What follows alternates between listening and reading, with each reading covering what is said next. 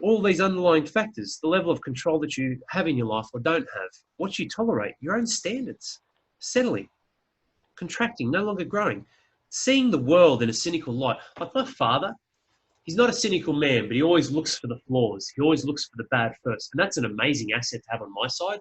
He's great because he shows me what I need to see sometimes if I'm super optimistic, but he also shows me how not to live. The needle's too far one way. We've got to bring it back. Being rigid. Like anyone, and this is where it comes down to it. Like age doesn't mean shit. That might have meant something if you're 80 or 90 years old.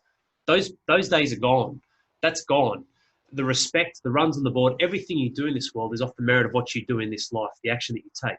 The days of the World War Ones, World War Twos, like the old school generation, so to speak, and absolute respect for them, that's my grandparents as well.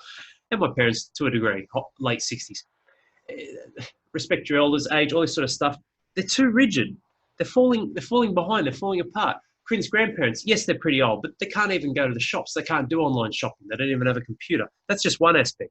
Like the lens. How you see all of this will ultimately dictate what your children will be experienced and exposed to before other things that you don't have control over, right? Like school, like relationships. They get a bad boyfriend or girlfriend. All these things, the underlying values, the underlying principles, literally the byproduct of who you are is becoming who they will become when it comes to the decision-making processes out of a line of love and light for your family, for your children, that you won't be there to guide them through.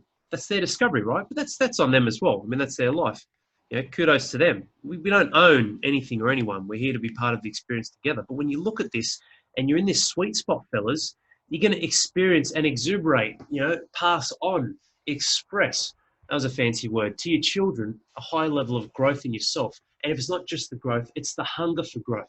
We want to grow. We want to be more and do more. You'll have power.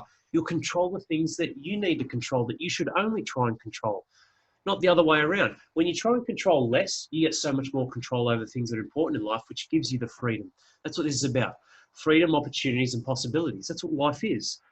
That's why we put ourselves in positions where we want to either earn a good wage or get caravans or plan things with the family, whether it's holidays, getting out with nature, things for yourself, your own training, expressing who you are, exercising, nutrition, having more control and power over who you are. It's going to give you a different perspective, guys.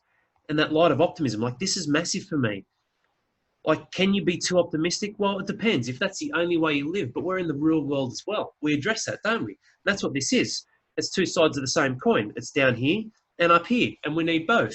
And you need both to look back and reflect on where your life is. Flexibility and ultimately becoming a visionary of your own destiny. That's what this is about.